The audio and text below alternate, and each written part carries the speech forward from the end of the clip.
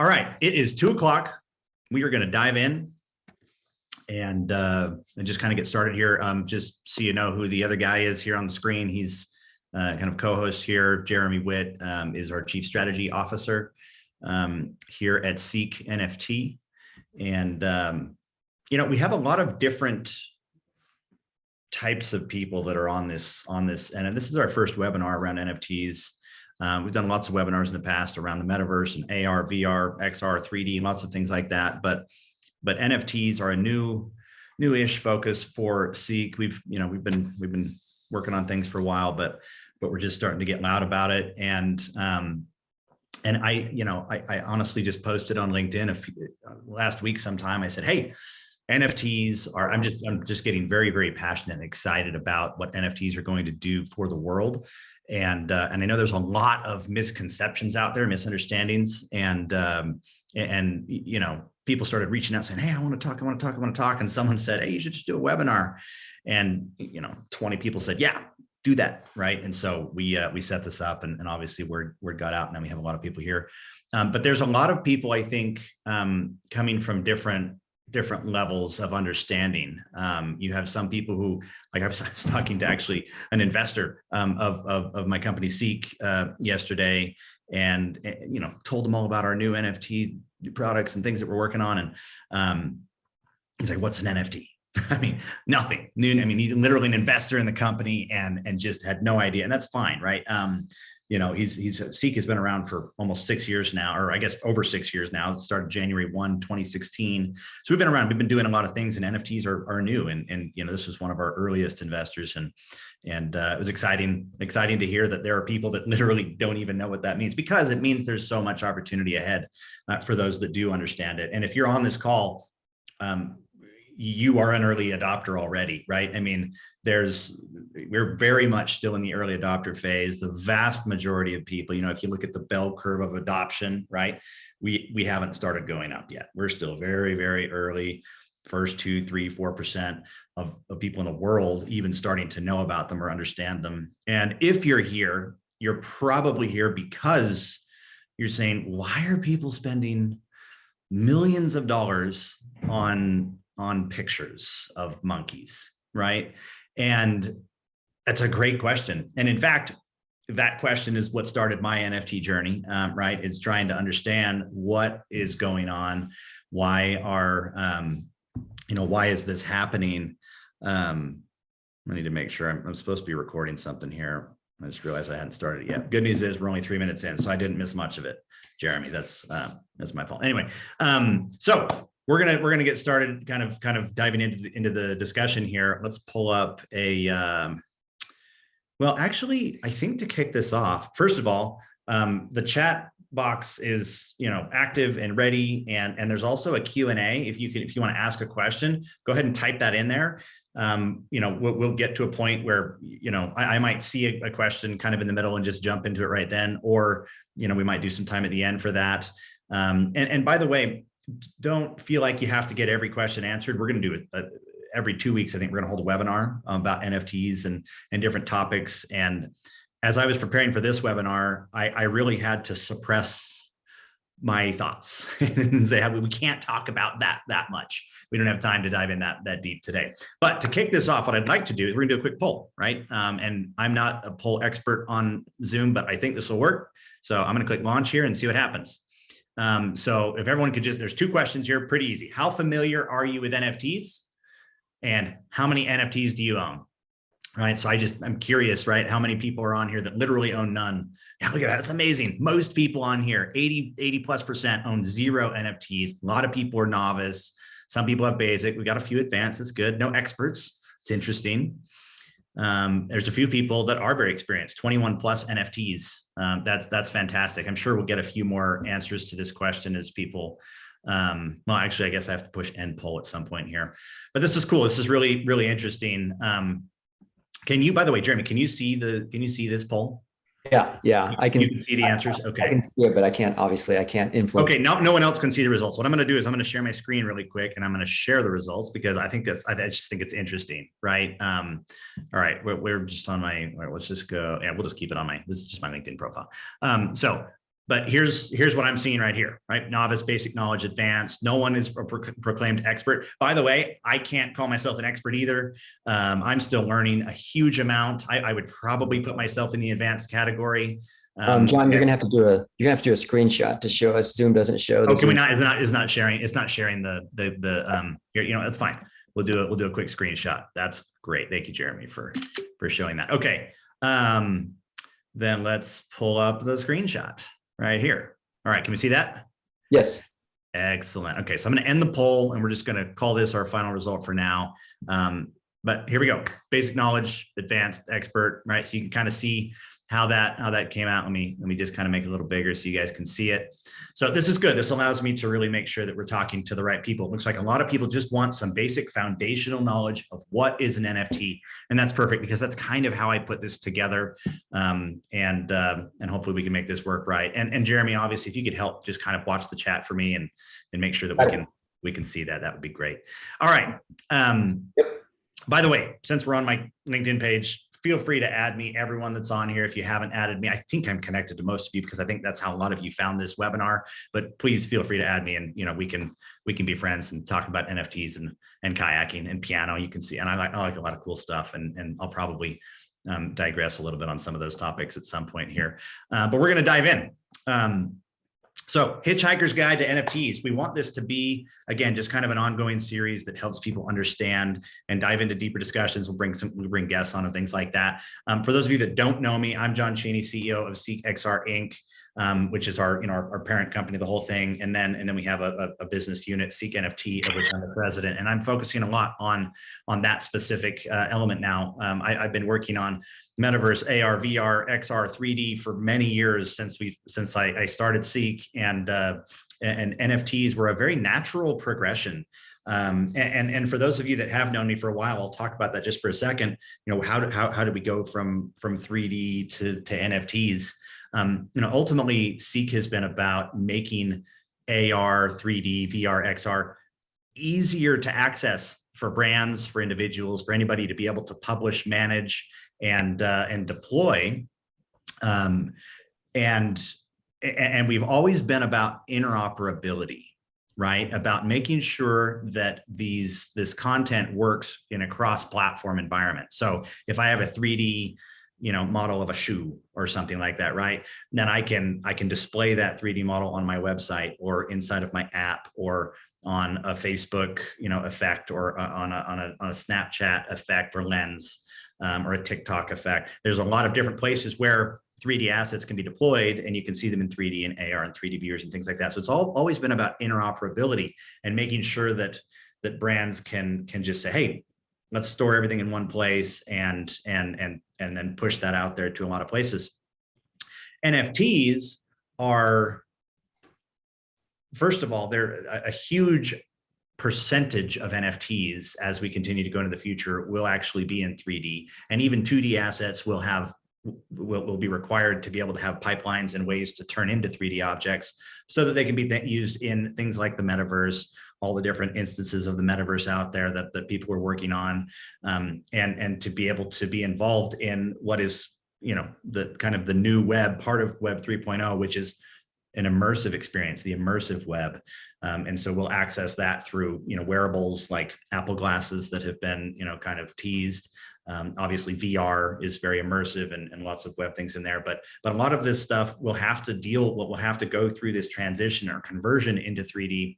And NFTs essentially are digital objects, right? In fact, we can go, sorry, I want to go to this screen right here. NFTs are essentially digital objects that have a token, a non-fungible token on the blockchain associated with it, right? Or a specific kind of ledger item on a blockchain that's non-fungible, right? So we'll talk about that more in a second, but that's kind of the journey of how we've come from this. And we're all about, Seek is all about infrastructure around the metaverse, right? Creating, managing, deploying cross-platform interoperability.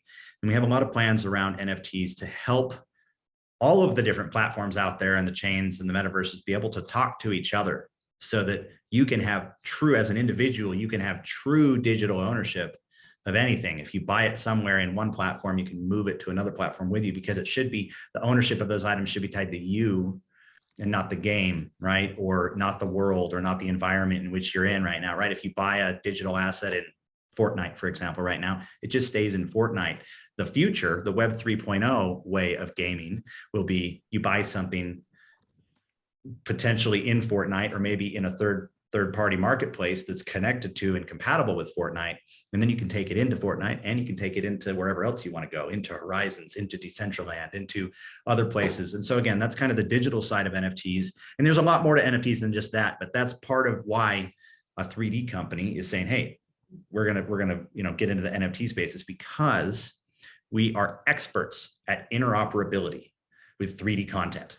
And that will be a key component to making the Seek NFT ecosystem, to making the global NFT ecosystem work. And so Seek NFT is a whole ecosystem that will do that.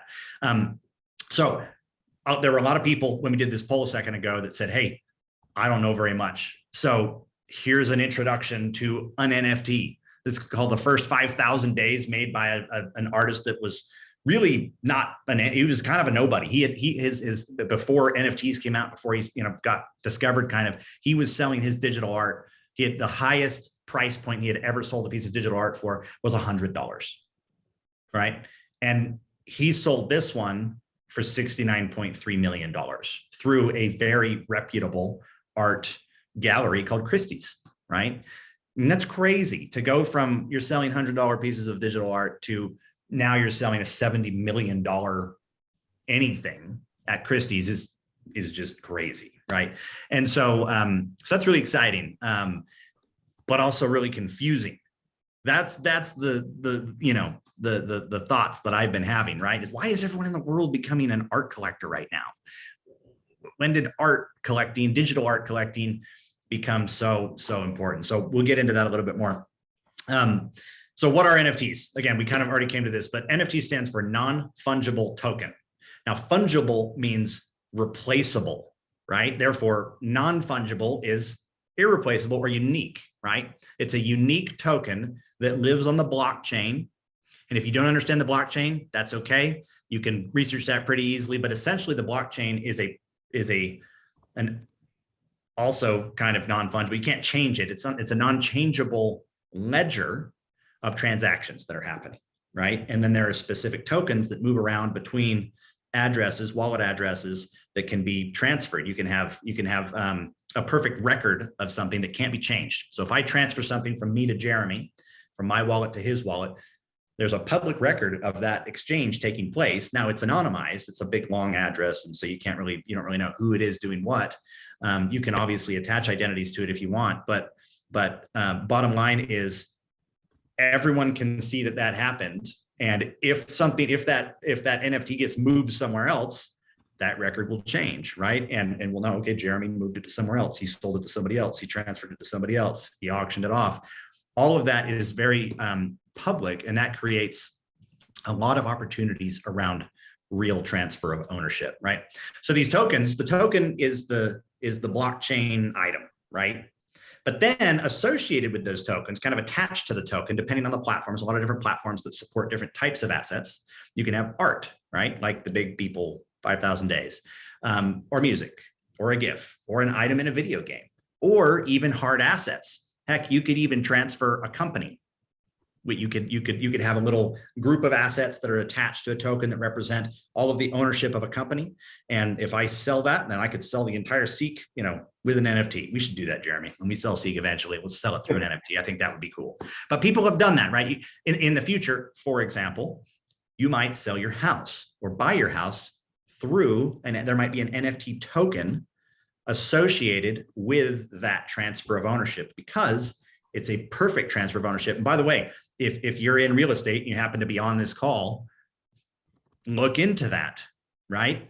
If you're a title company and you're saying, okay, my way of life might be completely turned on its head within the next 5 years, because somebody comes out with a perfectly automated system using NFTs and what are called smart contracts to make sure that this happens in a way that doesn't require as many people. So title companies should look out for that.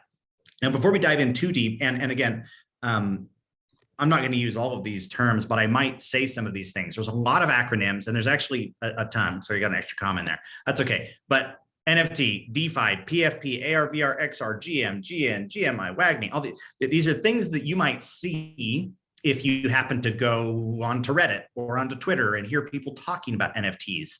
And so understanding the acronyms and other fancy words, which I'll talk about in a second here, this is a great link. I'm going to click on it really quick and just let it open so you can see it. And I'm happy to, again, if you see it right here, it's just, or you can Google it, a guide to NFT Twitter terminology, right? And there are dozens and dozens of things, right? GMI, gonna make it. We all gonna make it. This is what it means, right? McDonald's, LLAB. There's just a whole culture around NFTs that has started, at least around these art NFTs, which is really where all of the action has been over the past year or so, and just seeing this, parabolic type of growth.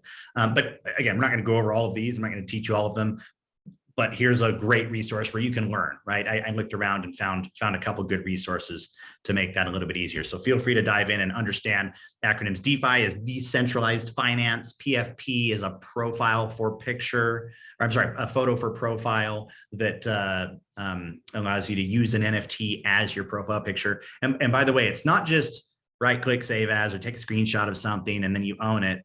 This would actually connect to your wallet. Like for example, on medium.com right now, you can set your profile picture as an NFT from OpenSea, right? And so it will actually verify your ownership and then set your profile picture as that. A bunch of other words that if you understand them, great. If you don't, that's fine. You can just look them up. But blockchain, crypto, Metaverse, drop, gas, hodler. There's a lot of other terms out there that are important. I'll tackle a couple of. I think most people at this point understand or have heard of cryptos enough to understand. Okay, this is a cryptocurrency. This is currency that's run on the blockchain. The most famous ones, obviously, are Bitcoin, Ethereum, and there's others that are very famous and coming up, for different reasons. There's a lot of problems with them still, but a lot of those problems are currently being worked on. For example, really expensive gas fees to do a transaction on the Ethereum blockchain right now. If you go onto OpenSea and you try to buy an NFT or even mint an NFT, it's going to cost you a couple $100, right?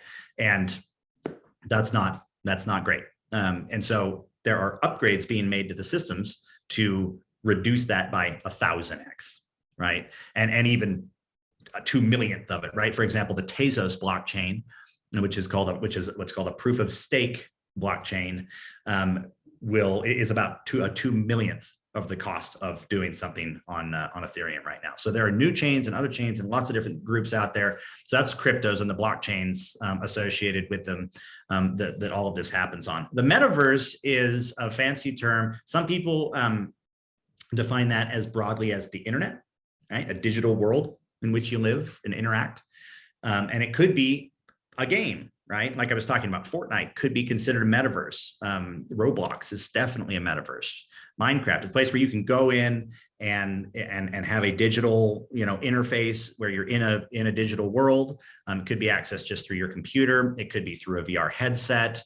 And the metaverse is going to be a huge part of the future. If you haven't seen Ready Player One and you want to understand the metaverse, just go watch Ready Player One. And obviously that's, it's a movie, but it gives you the idea of how people could actually live their lives and have completely separate identities almost, or not almost, but definitely, right? You can have a little teenage girl be represented by a big, huge, scary monster in the metaverse inside of one of these games. But the metaverse is something that's going to become a bigger and more important part of our world. And we'll do other webinars on that. A drop, gas fees, again, it's just fees associated with a hodler is somebody that's holding, you're saying, I'm going to buy this NFT and I'm going to hold it long term. You would be a hodler. To mint is is the action of creating the token and then associating some content with it. Verification, decentralized. Again, lots of terms. We're not going to go over all of them, but I just want to put them out there so that you can kind of start to get familiar with them. And again, there's great resources like that link I showed you. There's also a lot of tools out there that you should understand. Blockchains, I talked about a little bit. A wallet is where your cryptocurrencies are stored. And some of the most popular ones are like Coinbase, right? That's an example of a wallet where you can, they've done a pretty good job at getting their name out there. If you haven't heard of Coinbase, then you're in a different network than I am, but it's just kind of out there in a big way. But there's tons of different wallets, and this is a little confusing, right? It's not easy to set up some wallets. For example, if anyone's ever set up a wallet on Wax and then tried to actually do things on Wax where you have to stake things, I mean, there's so many complicated elements there. And we'll do, again, future webinars where we might just focus on one of these blockchains and walk you through, here's how you set up a wallet, here are the things you can do, and all of the different websites and tools associated with it. These blockchains and wallets are built, again, not just to trade art. That's not the point. It is a way it is used today, and it's the way that has been used kind of most broadly so far. The point is, this is a new ecosystem, a new platform upon which you can build complete applications, right? That ranging from social applications to a title company that wants to use blockchain to do title transfers of houses, and to medical things. Eventually, everything we do will be tokenized and interoperable with each other, and that's a big element of this Web 3.0.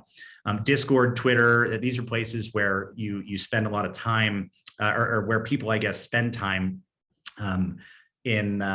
Let's see, I'm just going to open my Discord here. It's just kind of random, but I'm parts of different communities that are out there. Like NBA Top Shot, for example, is one that I like. Olympus is a blockchain I believe in a lot. Digital Ducks, I have some things there. GM Groundhogs, and I'll pull up some of these. But Discord is basically Slack with a huge focus on gaming. Actually, that's where it got its background from. But they've done a huge amount of integration into the NFT world and into these NFT blockchains and projects. So Discord is a little confusing to use in the beginning, especially related to verification. But if you just are patient and you ask people, they'll help you, right? The community is very, very welcoming.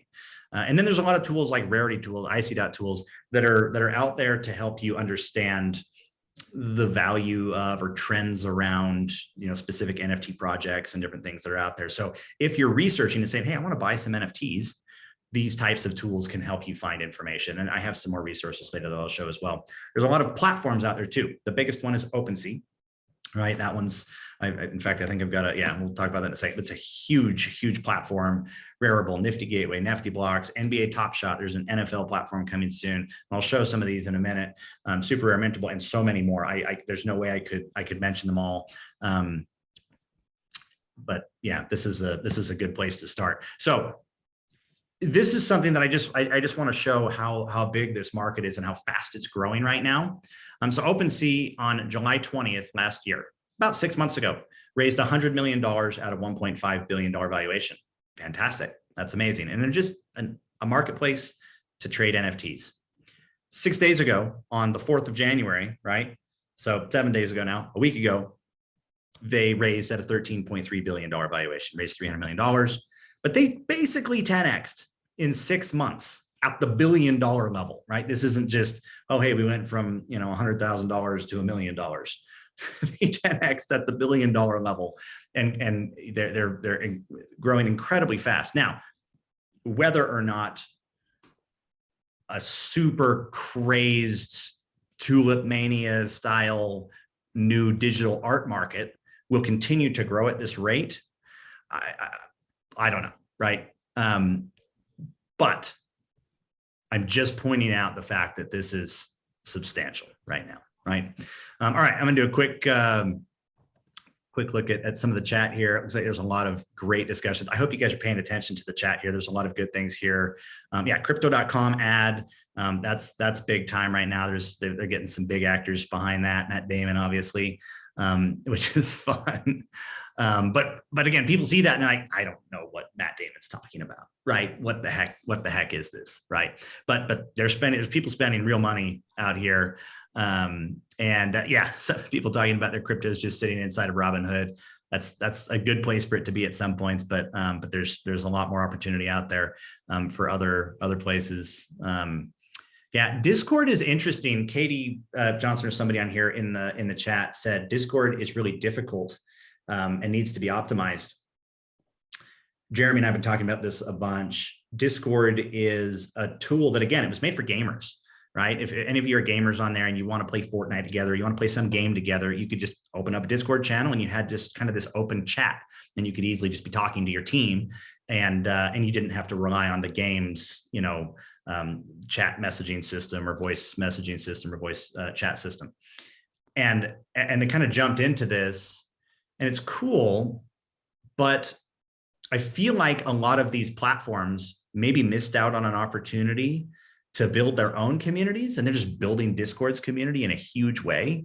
And then Discord's not doing a great job at taking advantage of that from a financial perspective. Anyway, Discord has some things that could be better, right? But yeah, make sure to turn off your DMs if you use Discord. There's no way, I showed you guys this a second ago, but there is no way I can pay attention to all of these. There's no way, right?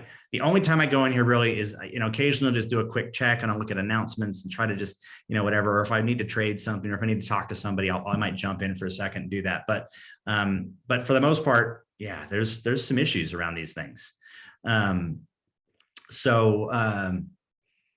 Yeah, 100%. If you join more than one Discord and don't mute, you'll lose your mind. So thank you, Rob, for helping us with that. So we're gonna step away from the chat for a second. Again, I'll come back and keep checking it.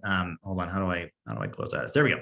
All right, so let's see. Are we in the right place here? I want to go. Yes. Okay.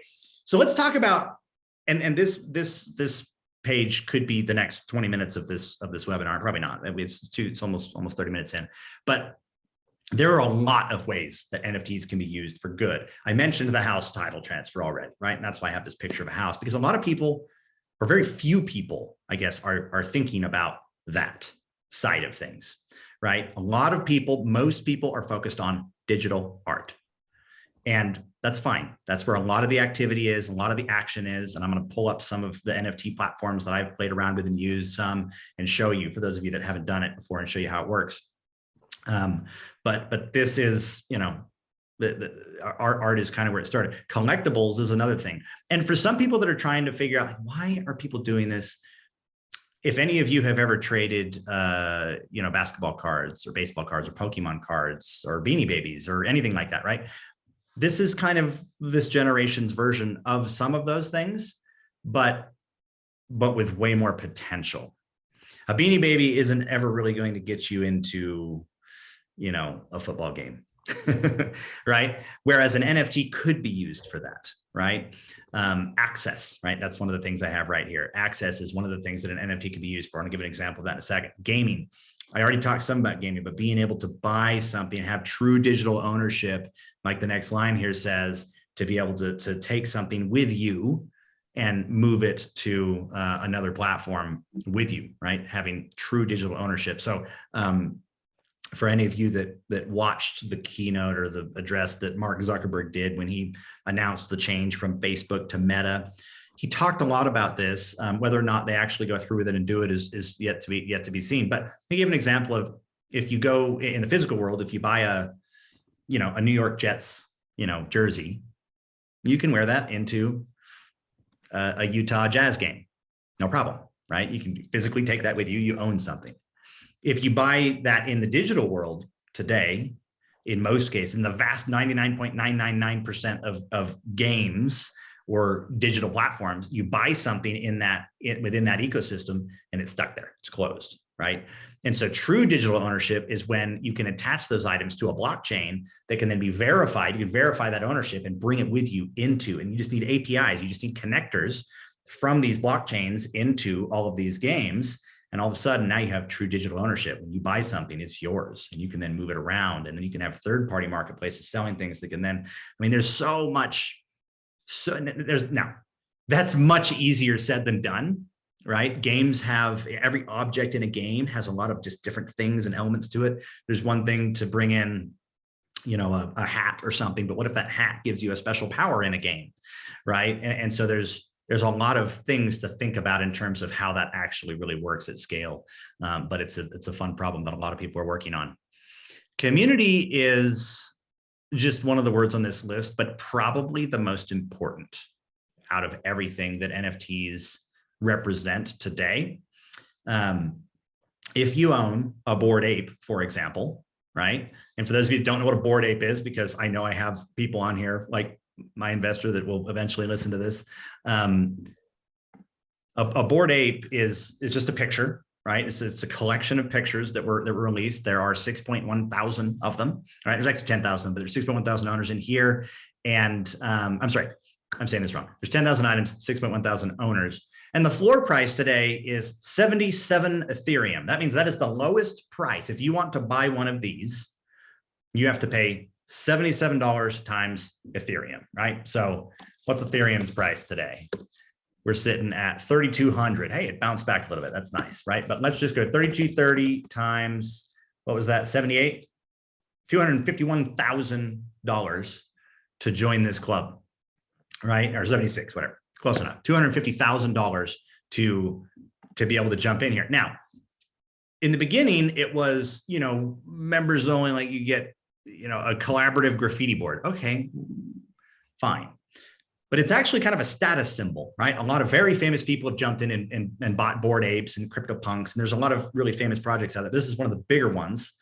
And there's even specific events, right? Where there's there might be an event where you say, hey, you can come onto the yacht, the actual yacht at a party if you own one of these, right? And so now you're starting to talk about real community benefits. Another group that is really working on and focused on community that I'm a part of. I met some of the people that are involved in this, and I was just impressed, not necessarily with the art. I think the art's kind of secondary.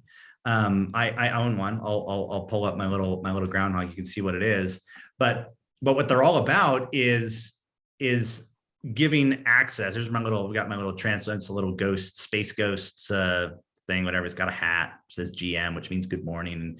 And it's kind of one of those acronym things that you learn on that other page. But again, in order to buy into this right now, it's 12.5 SOL, 12.5 times about 170 for a SOL. So it's $2,000, right? You want to get into here? You got to throw on $2,000. Now, there are real world benefits that they've already announced, talking about, for example, an apparel drop, a hoodie, right? So there's a hoodie that will come out. And if you are holding a groundhog at the time the hoodie is issued, then they'll ship you a hoodie. Cool. That's a $2,000 hoodie. I don't know how many people are really interested in a $2,000 hoodie, but there are a lot of other benefits that will come by being part of this club. And so maybe it's just people you want to associate with. Maybe it's access to a specific person. Now, there are artists, for example, that are working on creating NFT collections. And by artists, I'm sorry, I mean musicians, musical artists that are saying, hey, you know what? I'm going to release 100 NFTs or 1,000 NFTs, and people that buy them can have closer access to me. I'll do a Google Meet with them, once a month. I'll let them ask me questions. They can engage with their communities and fans, and NFTs are an incredible way to be able to take this ownership, this right to participate in something and make it perfectly and very easily transferable, right? I can be part of a club and I can say, you know what? GM Groundhog really isn't for me. I don't really like these guys. I'm just gonna step away, and so I can list it and I can sell it, and I get out. Someone else can jump in, right? And obviously, as the community grows, as the real world benefits tied to those NFTs grow, the value of these NFTs will grow as well, right? So that's really exciting. Lots of, again, lot of information there around community, but this is a discussion that could go on for a long time. Membership is kind of in there, right? And it's along the same lines, having membership to a club that could be done through an NFT. And then again, it makes it very easy to transfer and move that around and have a perfect record of that. You can't fake it, right? You can't fake ownership on the blockchain and a wallet, right? You show it, you've got it, or you don't. Now, along a similar line, access is, again, access to a party, like I talked about with the Bored Apes Club, Bored Apes Yacht Club. And then access could be simply, hey, I want to go to a football game, right? I'm a big BYU fan, and you could build an NFT that for every single seat in the entire stadium, right? So 65,000 seats in that stadium, and you can then tie a utility to those NFTs, and that utility might just be, oh, hey, here's a barcode that's tied into the BYU ticketing system, right? And so you could then say, all right, now I'm going to go to a football game and I'm going to pull up my NFT that has a little barcode attached to it, boom, and that's my ticket. That's my season ticket. right, for that whole season. And at the end of the season, that NFT automatically gets transferred back through a smart contract to, the BYU, pool of tickets, and it's ready for being sold for the next season, right? Or you could even have an NFT that's just valid for one season. At the end, you get to keep the NFT and remember it. It's a keepsake. It's a digital, sign that you went to this, you were part of the people that were at that stadium, and then, you've got that forever. So utility and access can be, there's so many more things, but that's just an example of it. The bottom line is utility tied to NFTs is what starts to make them extremely, extremely powerful. When you have verified ownership and you can do perfect transfer of ownership of anything, you can then tie virtually any utility to it, right? Transfer ownership, moving something, access or rights to something can be done that way. Like I said, a business, a home, a car, a boat, whatever you want to transfer to, and you can tie utility to it. If maybe you own, if you own an NFT, you get 10% off at so-and-so, or maybe if you own an NFT, there's a website that has exclusive merchandise and you can't get into the website unless you own that NFT. So again, a lot of these concepts that I'm talking about will combine community membership, access, utility, digital ownership, transfer of ownership, verified ownership, even collectibles. A lot of them will combine all of those together and hopefully tie into the metaverse and other things that will continue to come at us. So platforms tour, this is just kind of the moment in the presentation where I just kind of want to go through a little bit, and I'm just going to push escape here. I showed you Jam Groundhogs. I think this is cool. I showed you Bored Apes. NBA Top Shot is one that I think is really cool. This is, again, one that I think it was really easy for me to relate to early on. And I came in and I started buying some, and I don't know, I have a few $1,000s worth of digital basketball cards, right? It's not a lot. I don't have a ton in here, but it was enough for me to really understand, what's happening, right? It looks like there's a drop today. Hustle and Show returns for its series 3. So I could click join waiting room right now. And I probably kind of want to a little bit because I like getting in on these drops, because what happens with these drops is I will get access. I'll get a basketball. I'll get a pack of 3, right? I'll get a pack of 3 cards. And some of these cards are really common, right? And so like these are all kind of really common ones. And so it's like 1 out of 20,000, 1 out of 20,000, 1 out of 20,000. Oh, come on. Here's 1 out of 12,005, right? So it might be worth a little bit more if there's less of them available. Yes, these are all kind of like really, really common ones. Trying to find one that's really rare. But if you look around here, we'll just go into my collection here. So when I came in and started doing this, it gave me kind of some ideas that, hey, complete your Utah Jazz set, right? I'm here in Utah, I'm a Jazz fan. And so I eventually just kept working and I completed the entire Jazz kind of set here, right? And if I come in here, I can look at my different NFTs that I own. We'll just click on one. This is a steal by Jordan Clarkson. That's all it is, right? You can see awesome steal, a dunk afterwards, pretty cool. Now, this specific one is probably only worth a few bucks, right? Let's see what they're selling for. Yeah, right now you can buy this for $2, right? So just like basketball cards or baseball cards or Pokemon cards, most of the time you open a set and you get, just kind of another card, but occasionally you'll get a really good one, right? I happened to get one. I don't even remember which one it was. I happened to get one not too long ago that happened to be worth about $400, right? And that was awesome. That was really cool, right? But again, I like basketball. I'm collecting this not necessarily just for the investment side of things or hoping that I win a big card or something, but also because I like basketball, right? And this is a fun place for me to engage with a hobby that I have of checking out the Jazz. It's a new way for me to be able to support this, and the players and organizations associated with it can actually benefit from these NFT purchases as well. And so this is a way for me to get involved and feel like I'm part of the club, right? Now, I don't get any real world benefits from this specific project other than I've got basketball cards, digital basketball cards, right? All right, I'm going to jump in here quickly and just look at some more chat really quick. Carlos mentioned Vivi, amazing. I have a couple things on Vivi. The one thing I don't like about Vivi is you can't really get out of it. If you buy into it, it's kind of stuck there, but they're not very good at allowing you to take your money back out. And so even if you buy something that becomes worth a lot, you can't put that back in your bank account. And so I don't like that yet. I assume they'll improve that over time. Looks like here's a shout out for Safe Moon. I love that. Safe Moon is a project that I believe in as well, and I think there's a lot of good things there. By the way, just a disclaimer for the entire webinar: this is not financial advice. Just throwing that in there. I buy these things if you want to, guys. I'm just showing you what I've done and what I understand, and trying to help you understand where the value is that I see in this, right? Yeah, Carlos, yeah, Disney's NFTs, no gas marble. There's a lot of cool content. I agree. That's what's good about Vivi. I love that. Adam asked, can I address the carbon footprint of NFTs and how they do anything to address intellectual property enforcement? Ownership's meaningless if you can duplicate the value of an asset. Exactly. Very good question, Adam, and probably worth an entire webinar. So let me address the first one. Carbon footprint is real. Right, like I talked about, the gas fees associated, especially with something on OpenSea or on Ethereum, being traded on Ethereum.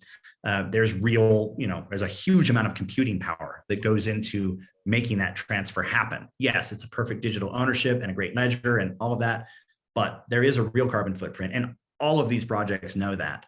And so they're doing constant upgrades to their systems to reduce that by 1,000x, by 1,000,000x, to the point where eventually it will be very, very efficient technology that would be far more, carbon friendly than, doing it in a physical way, right? But it should be, NFT transfer should be as simple as an email being sent in the future. And there are lots of platforms out there that are working on building those types of things in there. As to the second part around addressing intellectual property enforcement, good question, right? You maybe have heard the argument, but I'll share it with other people around something like the Mona Lisa, right? I can jump on Google here, and I can search for the Mona Lisa. I can probably even print it on a canvas and hang it up in my house, right? And that's fine, but it's not really worth a lot, right? The real ownership is in the original that has the rights, the intellectual property rights to it. You can right click and save anything. I could screen record this little NBA moment right here from Rudy Gobert doing this big block. Cool, right? I probably have it on a DVR somewhere. There's a lot of ways I can see this, but because of the ecosystem that's been built here around NBA Top Shot, this specific NFT today is worth a few $100 probably, right? Let's see your latest sale, $1,200, $800, $800, right? So it's got some real world value. And unless I own this token on the blockchain that says I own the right to this moment to sell this and move it over somewhere else, then you can't, you can't actually get the value out of it, right? Anyway, then you ask a question about defining ownership of an asset. Also doesn't mean it's transferable between platforms. Absolutely. That is a problem, right? And I have a slide here to finish up here with some of the problems around NFTs and absolutely, ownership and being able to move it around interoperability is a real question, right? Okay. EJ, glad to see you got a mental breakthrough there. Hope you understand some of these things. John Bell asked, what chain does Seek typically mint on, and why did you choose it? So Seek has always been about infrastructure, and I don't want to talk about Seek too much, but I'll answer the question at a very high level. Seek is all about interoperability and also allowing the community, the creator, whoever, whatever they're doing, to be able to have ultimate flexibility to mint wherever they want, right? And so if they like Ethereum and they like OpenSea, great, right? They have the ability to do that. If they like Solana and they want to build their own platform on Solana and mint through, Seek that way, they can do that, right? So we're very interchangeable, and we haven't chosen a specific chain, but many, and are compatible with pretty much anybody you want to jump in with. AJ mentioned NFTs being incredibly useful as single-use tickets for virtual experiences, online museum, concert tours. 100%. I think I think every single event will have an NFT tied to it. And imagine you buy a ticket again to a jazz game or something, and I don't know how many people are in that stadium, 20,000, 30,000, but every single one can have a random NFT assigned to it. And some of them might be worth more, right? And maybe an NFT will be assigned to it after the game with moments from that game. And if you go, you might be lucky and you might get one of the rare moments that's, the big dunk that won the game, or the 3-point shot, or the half court shot, or whatever it is, right? And so there's a lot of really cool things, and a lot of people figuring out how to make that happen in a big way. So, and I love this comment from Ron. He said, let's be honest, the art is lame. Bored Ape still works without the art. I agree. I agree that the utility still works without the art, but the art's fun for some people and the community really loves it, right? And just in the same way that some people really love art and other people don't love art, right? So I agree with the concept of your statement, right? But some people love it, right? And so for them, it's worth something, right? Anyway, yeah, Soul maybe isn't at 170 anymore. You're right, John Bell. I know there's been a lot of fluctuation. Heather asked a question about music, and I want to answer it because I think this is good. Heather Lafreniere, good to see you. Nas just announced, he's a big artist that some of you may know, just announced that he's releasing 2 new songs, and there will be some NFTs associated with those songs. And if you own an NFT that's associated with this little collection, you will have an ongoing right to a cut of the revenue from that song. So if you want a bunch, if you really believe in Nas, maybe you could buy 10 of those NFTs or 100 of those NFTs, or maybe he'll limit it to where you can only buy 1. But the point is, let's say he sells 10,000 pieces of that, or let's say 1,000 pieces of that NFT. It's naturally going to go up and down in value because of the value of the song. But now that artist isn't paying as much money directly to some record label. They can actually release it through their fans, and then all their fans become the record label. The record label's primary job is to get it out there. But now all of a sudden the fans can do that. The artist can keep more. The fans can participate in that and help push that to a big way. So it allows you to move.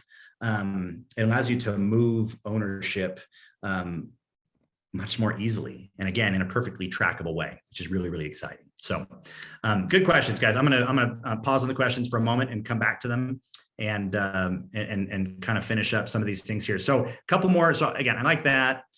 I have a few digital ducks. Honestly, I don't have any. I don't really care about this that much. I don't care about the ducks. I actually just did it because there was a fun community involved, and I talked to a lot of people in there, and I learned a lot. What I did, and I recommend this to anybody out there, if you've never bought an NFT, don't go spend thousands of dollars on one, right? Go spend a few dollars and just do it. Just buy a few, right? And only spend money that you're perfectly happy just lighting on fire and throwing away, because you might be doing that, right, for real. But if you want to learn more about it, it's very helpful to start by just saying, all right, I'm gonna buy something that's $3 or $5 or something. I'm going to put some money onto a wallet. I'm going to move it onto a chain. I'm going to then, just go through the process, and it'll help you start to understand some of those things. I think that's a great way. It's a cheap education, right? You could go to college and pay thousands of dollars to have some try to teach you about something, or you could just jump in and do it. And that's what I recommend with NFTs, partly because I don't think there are any NFT degrees yet, although I could be wrong on that. I haven't actually searched that. Okay, there's lots of other platforms we could spend time on, but I'm not going to for the sake of time. And we're pretty close to the end here, and I'll probably get back to a few more questions just to finish up the hour. So there's a few pitfalls to avoid. There's probably a lot, right? Whenever there's new technology, it's easy to get caught in the Tulip Mania. Don't just go buy because other people are buying. And for those of you who don't know what Tulip Mania is, I actually learned this. I didn't know a whole lot about it, but back in the 1600s, the Dutch trading environment, right, during it was called the Dutch Golden Age.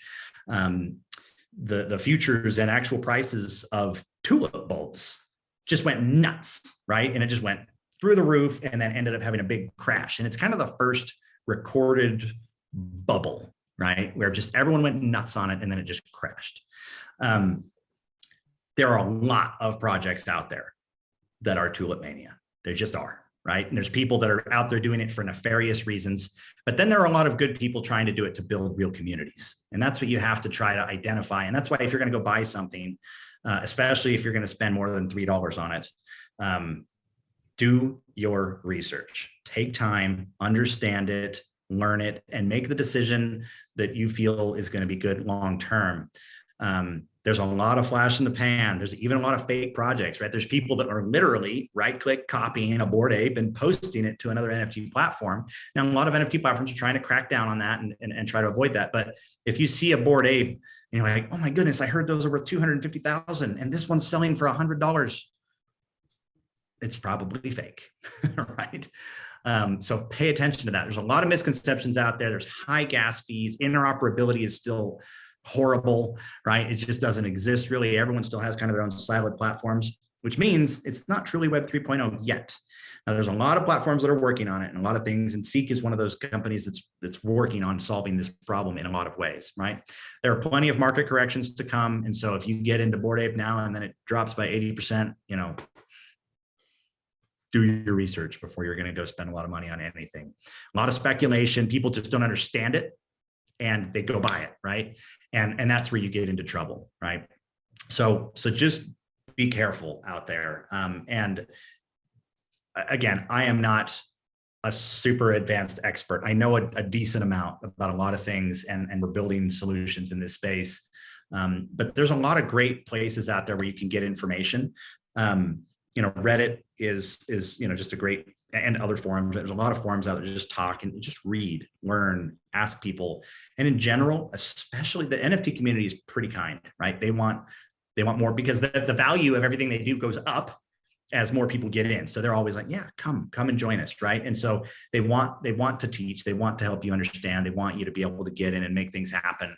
I remember when I first tried to buy one of these digital ducks, I specifically did it because it was on a blockchain called Wax, and it was a new chain that I didn't understand, or it was a new chain to me. I didn't understand it, and there was a lot of just weird things, and I just wanted to do it. I've spent $50 on it, right? Very, very little on the Wax chain, but I wanted to just understand it so that I could, make good decisions around what's happening and understand that. Discord is usually related to specific projects, right? And in order to participate in some Discords, you have to own an NFT, right? But obviously, we've talked about it. There's a lot of activity around NFTs on Discord. Twitter also seems to be the other kind of accepted platform that's out there for lots of active discussion. There's a lot of people talking on it. If you just hashtag NFT, you'll start to find a lot of things. I find a lot of information on Instagram. I really like this Metaverse one because Metaverse doesn't just focus on NFTs, but it focuses on a lot of this Web 3.0, including the Metaverse itself, AR, VR, XR, DeFi, blockchain, whatever, AI, a lot of just kind of this new technology. I really like Metaverse, at NFT, at NFT.mentor, at NFT.hold, at NFT Insiders. A lot of things there. So just kind of go look around on social and find that. I haven't seen a lot of information, honestly, on Facebook because I think there's a lot of anti-Facebook sentiment, especially in this world. And so I just think people are not talking about it. There's some talk on LinkedIn, which is good from a business perspective. Spend time on NFT platforms, right? That's another good way. Just jump on there and just look around, spend time. Some NFT platforms are more safe for work than others. Some of them don't have filters on things, and so to be careful. The type of content that you're looking at on there, and just know that there are some really good platforms out there, and there's a lot of not so great ones out there. So, and again, you can learn a lot about what are the best platforms. Just Google that, and you'll find a list of 10, and just click on the links and go look at them. And then just look around. I actually found this awesome article that was written only a couple months ago by Harvard Business Review, how NFTs create value. And I haven't even finished the whole thing, but I kind of just skimmed through it and looked for a couple bullet points I wanted to talk about today, and it kind of just backed up everything I said. But if you're looking for just high level value, just Google how NFTs create value, and it's by Harvard Business Review. Awesome article that'll catch you up and give you a lot more information. And there's tons more. This is just kind of a few things. Again, please connect with me if you have any questions about anything. John at CKXR. This is my email address. I think I'm connected to a lot of you, so that's great. Again, connect on LinkedIn, whatever, and talk about Seek NFT, talk about CKXR. So we got about 5 minutes left. I'm going to jump back into Q&A, and actually I'm going to jump into the actual Q&A that's in here, and then some of the chat questions here. Rob asked me if I was in on the Bored Apes. I wasn't in early enough, and that was the time period where I didn't understand it, right? And I was just like, what is going on? There's no way I'm spending any money on that. And obviously I could have. I just didn't understand it at the time. And even if I did understand it, I still don't think I would have done it, because it was just like so against everything I believe in. Like, I'm not going to pay $1,000 even for a Bored Ape, right? For this picture. just didn't get it, right? And I still think there's a lot of risk around those types of projects, because even if Bored Ape is good and fun now, will it last forever? Or would it be better to take $250,000 and throw it into maybe some crypto, right? That might, have way more, just Ethereum blockchain as a whole, as opposed to just this one specific use case of it. Or maybe I'll put it into an ETF, right? Or I'll put it into some mutual fund. There's a lot of ways I can use that are going to be way more secure in my mind, at least right now, right? And there's other ways to do that. Anyway, I could take that $250,000 and start a business. That's probably going to create more value for me. But okay, good. So somebody said difference between the way you're using 3D and what I've seen as Web3. I'm not sure exactly what the question is, but bottom line is Seek does a whole lot of things in the 3D space, whether it's AR, VR, XR, whatever, and it's all about cross-platform deployment. So if you're on a desktop, you're probably going to see it in 3D. If you're on a phone, you're probably going to be able to see it in 3D and have the option to go into AR, right? And I'm not sure exactly what the question is, but if you want to reach out to me directly, I'm happy to do that. So another person said, hey, I've read a lot about wearable NFTs that, for example, could be worn by a gaming or metaverse avatar, but I haven't read much as to how NFTs or wearable NFTs could be used across different AR platforms. Great question. I talked about it a little bit, I think, but a lot of the pipelines and the little connectors and APIs and everything that has to happen for this to become reality are going to take years, right? To really become easy and smooth.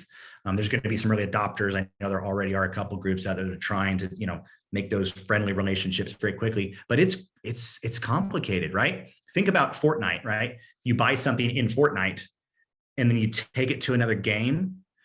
That game that you took it into didn't make any money on that, right? Or vice versa, right? And so how do these gaming companies, they're kind of terrified of it a little bit, actually, in some ways, because they're saying, well, people don't want a closed ecosystem anymore, but that's how we make all our money right now. So that's a big deal, right? I think NFTs provide a mechanism that's trackable and portable eventually, that can actually tie that ownership to an individual, right? But there's a lot of questions around there, right? This person says NFTs represent assets, whether digital or real. Investing is a bet as the metaverse grows. NFTs will create future industry disruption, automation on the company level, and 2, a catalog for keeping track of assets and performing transactions with them, automated or not, virtual or not. Is this accurate? Yeah, I think that's great. Yeah, there's every single industry, every industry will be disrupted by NFTs in some way, and there's, again, this transfer of ownership and being able to really tie into that is going to make a big difference. So that's great. Good question on this. This person says, for digital assets, only the token is non-fungible. The digital file itself is infinitely fungible. Thus, there is no scarcity of the actual asset being tokenized. How is this a sustainable investment? Again, related, that the token is non-fungible, but the token is the value, right? If a Bored Ape is worth $250,000, the picture is not. The picture happens to be a representation of it, and people can copy it and paste it, whatever, and do whatever they want, right? But the token itself can only be traded by the owner of it. And there is the value in it, right? So there might be some representations to it. And there are additional mechanisms and infrastructure being built to be able to really tie things into that. But you're right, the file itself is stored on an Amazon, an AWS server or something, right? Or a Google Drive, right? And so that file can be moved around as easy as digital files today. But just because you can display the file doesn't actually give you the value of the file if that thing, for whatever reason, has a very high value, right? So the token is where the value, and the token is what you're trading.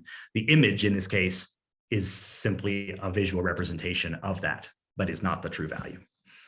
And there's a lot of art platforms that don't like that as much, but it's truth, right? Some platforms, like there's a great friend that's part of a platform called legend.art, LGND.art. Go check it out if you like art. Really cool. And they're selling real art on there by real artists, and it's selling 30,000, 20, 200,000, 150,000. just like art would, right? But they're using the NFT as the mechanism, and they're not doing, tons of weird, monkeys and groundhogs and whatever, right? It's real art being sold through an NFT, right? So that's cool. Let's see here. John, I answered a couple of questions on there in the answered tab. Good. Thank you. That's perfect. So to finish up, guys, we're right at the hour. So we're going to stop on time here. I see 67 new messages, lots of questions. If I did not answer your question and you still have the question, you have my contact info right here. Message me on LinkedIn. I'll do my best to get to all of you. We will have more of these. We'll dive into specific topics. If you are really into NFTs, you happen to be one of those people on here, people you'd like to listen to, we would love to have guests come and join us and talk. And I don't want to just be a talking head all the time. I know Jeremy has other great things to say too. Today was kind of just me, but there's a lot of cool things we can do there. Also, if you happen to be a head of a community or owner of a company or something like that, one of the things that we're really building over here that's a big thing is we've built essentially the Shopify of NFT platforms. So if you want to, if you're, the Utah Jazz, and now they have a platform, but let's say they didn't, right? And they said, hey, we want to create an NFT platform. We can power that, right? Our infrastructure can power the NFT platform. You'll be able to choose what blockchain you want to use. What is the experience like? Can you use credit cards, debit cards? Do you have to have a specific wallet? It's all interchangeable and very, very flexible, and allows you to go in and do some incredible things. So please reach out if you're interested in that, that specific thing. But again, guys, I really want this to be, just an educational webinar. I really don't want to just be on here selling all the time. Of course, I'll mention it sometimes just because that's what we're doing and that's what I'm thinking about all day. But I want people to come back and learn more, and let's have discussions. And I want you to argue with me and tell me I'm wrong, and let's learn together. That's really what I'm looking for, is to figure out how we can build an incredible community that doesn't go lose a bunch of money on bad projects and bad NFTs. And I want people to make good decisions and at least have some knowledge. So I hope for a lot of you out there where this was, hey, you're beginner, you're novice, you're new and basic, and hopefully even for some of the advanced people, maybe you learned a new resource or found something new.